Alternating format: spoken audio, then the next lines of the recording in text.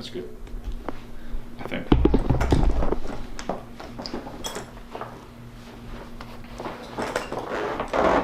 How long to stay in and you take breaks? Okay. Yeah. You doing all right? Yeah. I'm getting warm. Do I look any different? You look red. Yeah, is there any difference from this that you can see between the bag, the cadaver bag? Oh, it looks like you're starting to sweat a lot more. Oh yeah. I mean, that's just visible, but yeah. But in here you can feel it because nothing's touching you. Oh, okay, all right. And this is more intense. This is definitely more intense. The heat is, right? Yeah.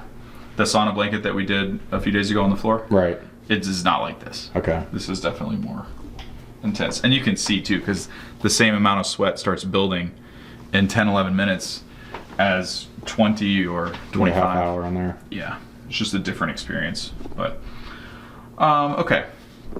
So what we're going to talk about? Oh, so how long should you stay in your